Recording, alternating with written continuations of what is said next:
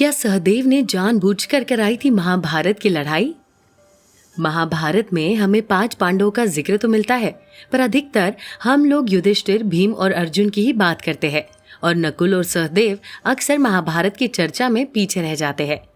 लेकिन सच बात तो ये है कि अगर सहदेव न होते तो शायद महाभारत का युद्ध भी नहीं होता।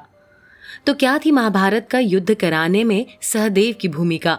जानते हैं ये बात पूरी विस्तार से। पर उससे पहले अगर आप हमारे चैनल पर नए हैं तो चैनल को सब्सक्राइब अवश्य करें और नीचे दिए गए बेल आइकन को दबाना न भूलें ताकि हमारे नए अपडेट्स आपको मिलते रहे। सहदेव का जन्म माद्री के गर्भ से अश्विनी कुमारों के द्वारा हुआ था। नकुल और सहदेव अश्विनी कुमारों से निकली संतानें थी, जिस कारण उनकी खूबियां दोनों भाइयों में भी आ गई। जहां नकुल को अश्विनी कुमारों से घुड़सवारी और आयुर्वेद का ज्ञान मिला, वहीं सहदेव को ज्योतिष का ज्ञान मिला। कहते हैं कि सहदेव इतने बड़े ज्योतिषी थे कि युधिष्ठिर सहदेव के बिना कोई सलाह लिए नया काम नहीं करते थे। कहा यह भी जाता है कि अपने ज्योतिष के ज्ञान से उन्होंने अतीत, वर्तमान और भविष्य को भी जान लिया था। पर श्री कृष्ण को किए वादे के कारण सहदेव ने कभी अपने ज्ञान का प्रदर्शन नहीं किया। इसके पीछे एक और कहानी प्रचलित है, जिसके अनुसार पांडवों ने अपने तप से बहुत सारी दिव्य शक्तियां हासिल की थी। अपनी मौत से पहले पांडु ने अपने पुत्रों को बुलाकर कहा था कि वे मरने के बाद उनके शरीर को खा ले ताकि उनकी सारी सिद्धियां पांडवों को मिल जाए। पर पांडवों की ऐसा करने की हिम्मत नहीं हुई और उन्होंने उनके शरीर को जलाने का निश्चय किया। पर उनके शरीर का एक छोटा सा टुकड़ा चींटियां अपने साथ ले जाने लगी।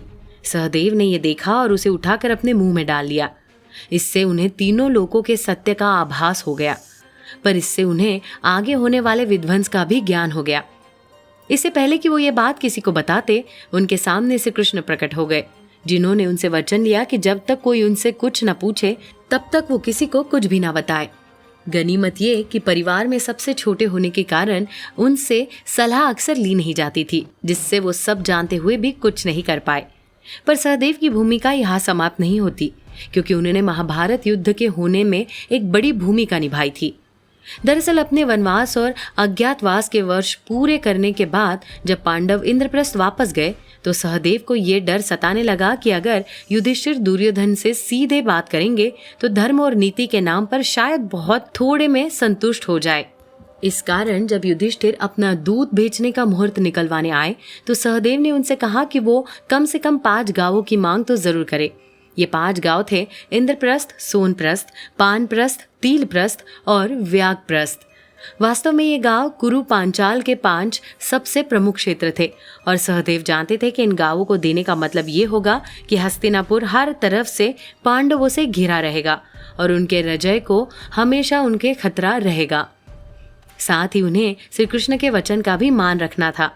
उन्होंने ज्योतिषीय गणना के आधार पर यह भविष्यवाणी की थी कि युद्ध के बादल मंडरा रहे हैं।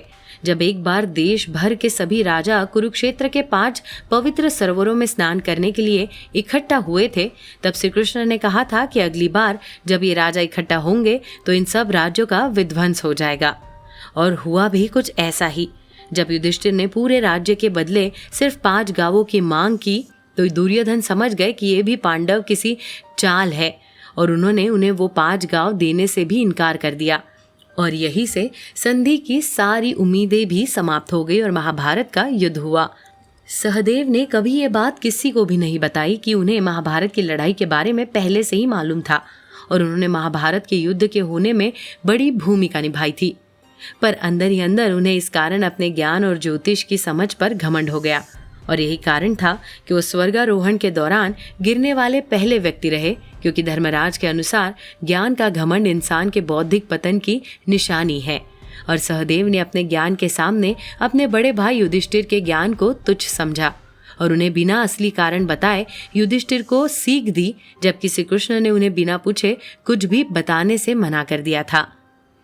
इस तरह सहदेव ने महाभारत के युद्ध में एक बड़ी भूमिका निभाई। भले ही उनका योगदान बाकी योद्धाओं के मुकाबले कभी लोगों के नजर में नहीं आया।